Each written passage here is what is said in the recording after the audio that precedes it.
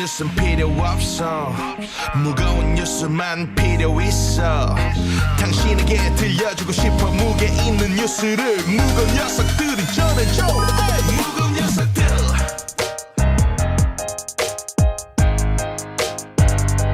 무거운 녀석들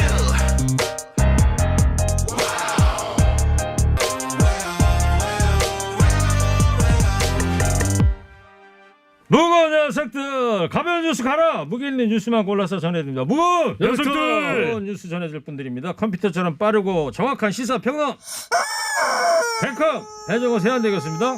팍팍 배정호입니다. 뚱커벨 인사이트 K 배정찬 소장입니다. 안녕하십니까? 예. 자 이제 새해 첫 월요일 시작이 됐습니다. 올 한 해도 또 열심히 한번 달려보자고요. 네. 자 청취자 여러분 코너 끝에 방송만 잘 듣고 계시면 금세 맞힐 수 있는 무게 있는 퀴즈 드리고요. 커피 쿠폰도 준비되어 있습니다. 자 이낙연 대표 사면 발언 주말 내내 지금 난리였습니다. 새해 첫날 이 사면 발언이 나왔던 거 아니에요? 이 와중에 이낙연 대표가 좀 약간 뒤로 약간 물러서는 그죠? 네. 어떻게 보십니까?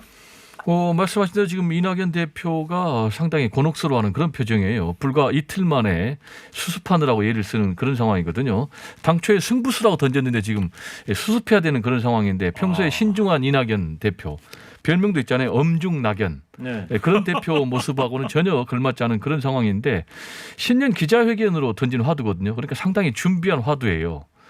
그러니까 나름대로는 국민 대통합 명분을 선점을 해서 지지율도 반등시키고 통합의 지도자 모습도 만들고 중도 외연 확장하고 이낙연 색깔 내기를 좀 하자 이런 여러 가지 염두에 두고 던졌는데 상황은 정반대 상황이 지금 펼쳐지고 있거든요. 이런 상황을 예측을 미리 다 해보지 않았을까요? 나름대로 했을 텐데 지금 상상 밖의 역풍이 심한 거죠. 이런 상황까지는 예측을 못했을 것 같다. 그렇죠. 지금 네. 그러다 보니까 완전히 지금 발을 빼고 있는 그런 상황인데 일단 문재인 대통령이 신년 기자회견을 하실 거거든요. 예. 그때까지는 언급을 하지 않은 언제쯤 한대요?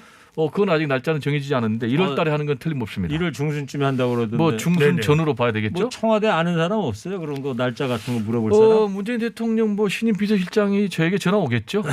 네, 워낙 이 중요한 프로그램이니까. 문재인 대통령의 신년 기자회견이 10일에서 보통 14일 사이에 있거든요. 예. 10일에서 14일 사이니까 14일이 목요일입니다. 예. 그러니까 대체로 목요일이나 금요일 정도 있지 않을까. 야, 이 여론조사 전문가라. 새 이거 아니, 잠깐만요. 그거는 뭐 그렇게 사탕 줄 일이 아닌 게 지금 최일구의 허리케인 네. 프로그램에 배정호 교수가 출연하니까 네. 청와대 비서실장이 사전에 연락 올 거니까요. 그건 염려 말고요. 두 분이 새해 첫날부터 베베 꼬이신 것 같아. 네. 그래서 지금 이제 이낙연 대표는 어떻게 하겠다는 거냐. 일단 이 카드를 백지화하지는 않았어요. 계속 견지를 하고 있어요. 그게 무슨 얘기냐면 나는 국민통합의 진정성을 가지고 이 카드를 제안을 했다. 지금 진영으로 갈라진 우리 정치권의 모습을 봐라. 이렇게 주장을 하면서 조건부 사면으로 살짝 바꿨어요. 그게 무슨 얘기냐면 당사자 반성이 있어야 된다. 그리고 국민적인 동의도 있어야 된다. 이제 이런 주장을 좀 했는데 그 이유는 역풍이 지금 불고 있는 이유가 당사자들 반성도 없는데 무슨 사면이냐. 촛불 국민들이 공감도 전혀 안 하고 있는데 무슨 사면이냐. 이렇게 하니까 지금 카드를 지금 주워 담는 그런 모습인데 네. 대표 취임 이후에 최대 위기를 맞고 있는 그런 상황입니다. 뚱크벨 질문 하나 했습니다. 이 청와대의 움직임을 잘 알고 있는 백헌 교수님이 엄중낙연 이낙연 대표인데 청와대와 교감이 없었을까요? 그 부분과 관련해서 이제 설왕설래예요. 어떻게 청와대와 교감이 전혀 없이 네. 문재인 대통령의 고유 사면인데 고유 사면권인데 할 수 있겠느냐. 그리고 두 번째로 이낙연 대표는 성격이 매우 신중하잖아요. 네. 그리고 선을 넘지 않잖아요. 네. 그리고 문재인 대통령과 두 차례나 독대를 했어요. 12월 달에. 그러니까 충분히 서로 교감 플러스 조율까지 했을 것이다라고 얘기하는데 저는 동의하지 않습니다. 다만 언급은 했을 것이다. 저는 그 정도로 봅니다. 연말 그 독대했을 때 네, 언급은 있을 거라고 봅니다. 이번 사안에서 두 분이 또 베베 꼬이고 있어요. 그 배배는 이제 배 씨가 아닙니다. 네, 배종찬 소장님 어제 민주당 긴급 최고위원회에서도 이와 관련된 얘기가 있지 않았어요? 별로 없었습니다. 별로 없었어요? 분위기가 착 가라앉았었습니다. 어. 이 민주당 지도부가 함구하는 모습을 보였는데요. 몇몇 발언이 있었습니다. 양양자 최고위원은 두 전직 대통령 사면 국민 상식에서 바라봐야 된다고 했고요. 최인호 부산의 지역구를 두고 있는데 수석 대변인은 회의서 사면 관련 이야기는 전혀 없었다. 이렇게 이야기를 했고요. 커지는 또 당내 반발인데 쉽게 용서하면 이건 민주주의의 파괴다. 이런 또 비판이 쏟아지고 있습니다. 권리 당원들은 더 심각합니다. 이낙연 지지 철회 비판 글이 게시판에 계속 올라오고 있는 상황입니다. 네, 이낙연 대표가 왜 좀 한 발짝 물러섰다고 봐야 될까요? 아까 말씀드린 대로 역풍이 감당이 안 되는 그런 수준이죠. 앵커께서도 얘기했지만 사전에 이런 반발 예상을 못했을까. 어느 정도 반발을 예상을 했어요. 그런데 이 정도일지는 몰랐죠. 지금 당장 최고위원회도 통과가 안 됐어요. 그리고 두 번째로는 핵심 친문 지도부가 굉장히 반발하고 있거든요. 뭐 서울시장 출사표를 던진 우상호 의원, 박주민, 정청래, 김남국 이런 이제 핵심 친문들이 지금 쌍심지를 켜고 반대를 하고 있고요. 물론 이제 일부의 찬성 분위기도 있는데 반대 분위기하고는 비교가 안 되죠. 네. 그리고 또 사면 반대 청원이 사흘 만에 5만 명을 넘어설 정도로 굉장히 거세고요.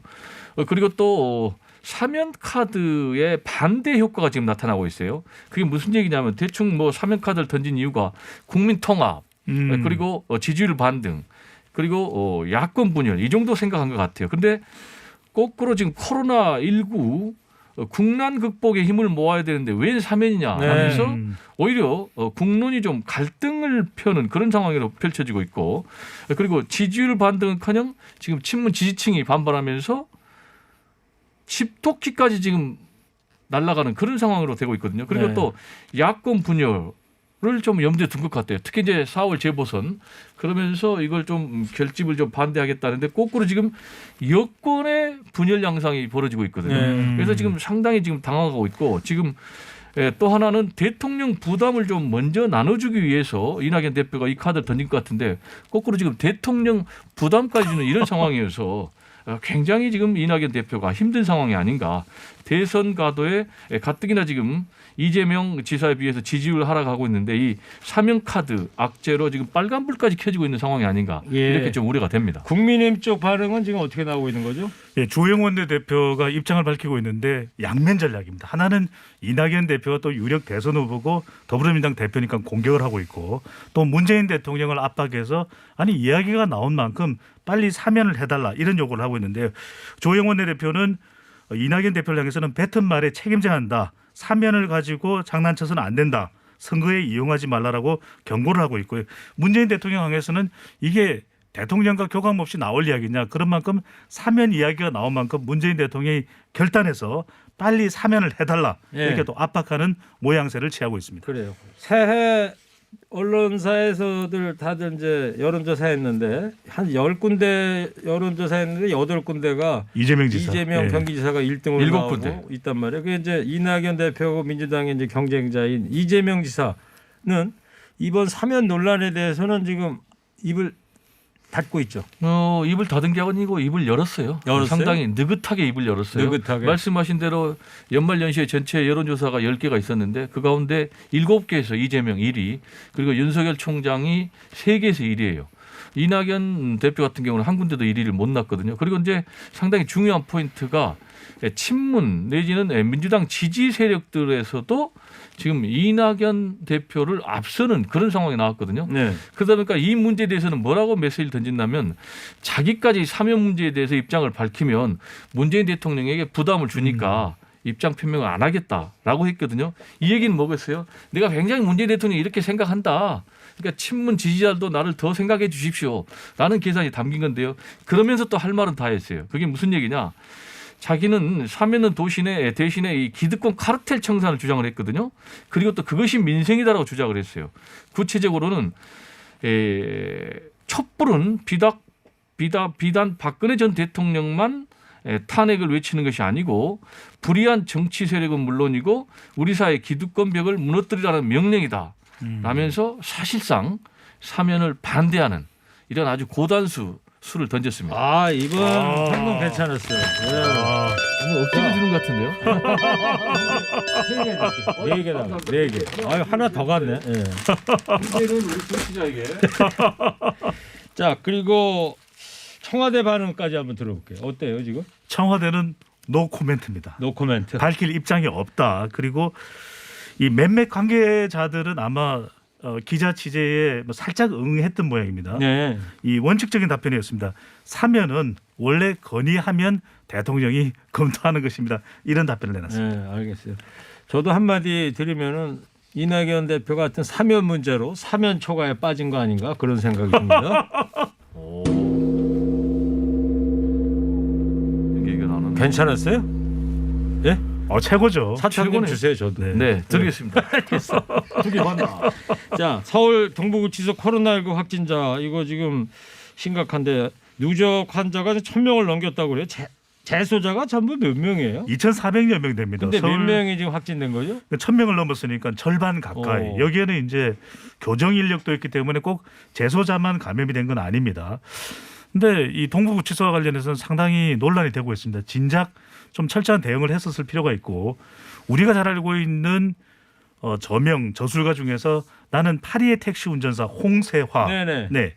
이 장발장 은행의 이 은행장입니다. 그러니까 이 구치소에 수감되어 있는 사람들에 대해서 벌금을 못 내고 수감된 사람들에 대해서 벌금을 대신 내주는 그런 장발장 은행을 운영을 하고 있는데 벌써 몇 달 전부터 이 구치소가 문제입니다라는 이야기를 계속 해왔거든요. 예. 그런데도 불구하고 반영이 안 됐다. 바로 이 동부구치소 같은 경우는 아파트형으로 돼 있어서 밀집 밀폐의 시설인데 그렇지. 좀 대비가 빨리 신속히 이루어졌었어야 됐던 것이죠. 그러다 보니까 이제 정세균 총리하고 추미애 장관이 동부구치소를 찾아서 이제 사과했어요. 그렇습니다. 그 이유는 두 가지 같아요. 하나는 문재인 대통령이 벌써 여러 차례 특별점검을 강조를 했는데 이런 상황이 벌어지니까 상당히 불호령이 내려진 것 같고요. 두 번째로는 이 동부구치소가 사실상 초동 방역, 초동 대처에 실패한 게 사실이잖아요.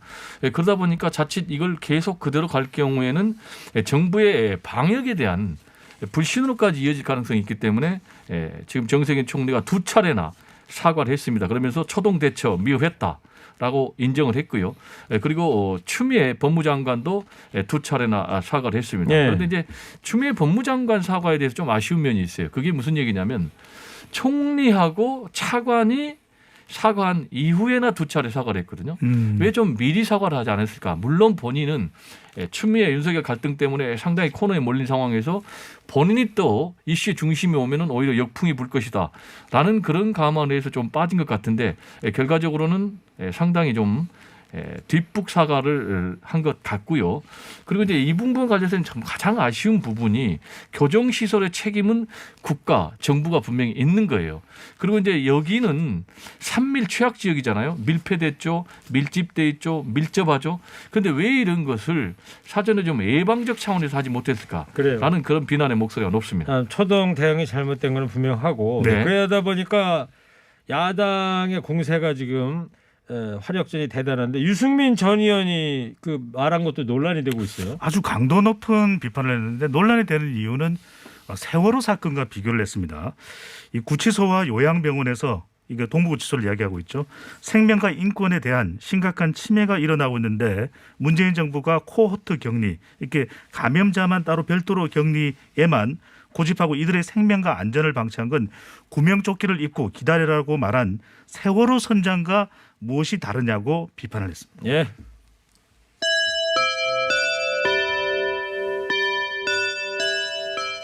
네, 저는 헐게나 대학교 DJ 최일국의 시사계 컴퓨터 백컴 배정 교수 인사이트 K 뚱커벨 배종찬 소장과 함께하고 있습니다. 서울시장 재보궐선거 얘기 좀 해보려고 그러는데요. 마지막으로 한 90여일 남았죠. 네. 신년 여론조사에서 서울시장 후보 추세 어떻게 읽어야 됩니까? 안철수 후보가 국민의당 대표가 앞서는 결과로 나타났는데요. TBS가 YTN과 공동으로 리얼미터에 의뢰해서 29일 30일 서울시민 1,020명을 대상으로 실시한 조사였습니다. 표본오차 95% 신뢰 수준 플러스 마이너스 3.1%포인트 유무선 자동응답 조사였고요. 응답률 9.5%. 자세한 사항은 중앙선거여론조사 심의위원회 홈페이지에서 확인 가능합니다. 서울시장 후보로 누구를 가장 지지하는지 물어봤는데요. 안철수 국민의당 대표가 24.9%, 박영선 중소벤처기업부 장관이 13.1%로 나타났습니다. 차이가 좀 있네요. 네. 자, 백헌 교수님, 네. 안철수 대표가 이 앞서는 이유 어떻게 분석을 해야 돼요? 네, 세 가지 얘기할게요. 첫 번째는요. 시너지 효과가 안철수 대표가 돼야지 가장 크다라고 판단한 것 같아요. 그 이유는 국민의힘 후보가 되면은 안철수 대표를 지지하는 중도층 세력이 흡수되기는 상당히 어렵기 때문에 그런 점에서 선호한 것 같고요. 두 번째로는 역시 국민의힘 후보에 대해서 좀 부정적이다. 그게 무슨 얘기냐면 국민의힘에 대한 거부감이 아직도 상당히 높은 것 같아요. 왜냐하면 비호감도가 60%가 상당히 넘거든요. 그리고 세 번째로는 야권 연대, 특히 범야권 후보 단일화가 되지 않고는 서울시장 선거 이기기 어렵기 때문에 그런 상황에서 야권 연대가 성사되기 위해서는 안철수가 참여해야 되니까 안철수를 좀 밀어주자. 그런 세 가지 요인 때문에 지금 안철수가 대표가 앞장서고 있는 것이 아닌가 이렇게 세 가지 요인이 다 똑같은 이유인 것 같은데요. 똑같지만 상당히 다르죠. 차별화는 있습니다. 예. 간결하게 하세요. 저 배종찬 소장님 오늘따라 이렇게 베베 꼬이신 것 같아. 아니에요. 이제. 아니에요? 네. 아니면 새로운 요인을 얘기해 보라고 그러죠. 없습니다. 됐어요. 자, 여권 내 유력 주자는 지금 누가 떠오르고 있는 거죠? 네, 방금 소개해드린 조사에서 여권 내에 후보들만을 모아서 조사를 했거든요.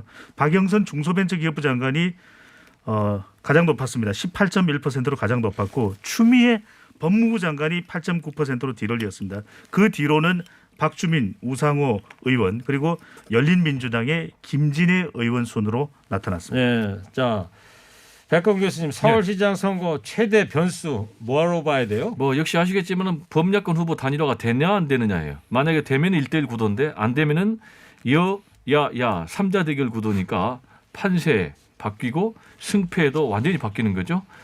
그래서 지금 나경원 전 의원 같은 경우는 굉장히 안철수 대표의 행보에 대해서 염려가 많아요. 혹시 또 지난 10년간 보니까 할 듯 하다가 다 판을 깨버리더라. 그래서 이 부분이 마지막까지 철수하는 거 아니냐? 철수 내지는 뭐 이 단일화 자체도 판을 엎어버리는 그런 경우가 좀 있었어요. 문재인 대통령 후보 단일화 문제도 그렇고. 그래서 이 부분이 역시 마지막까지 최대 변수가 될 것 같고요. 그리고 두 번째로는 과연 여권의 후보가 누가 될 것이냐.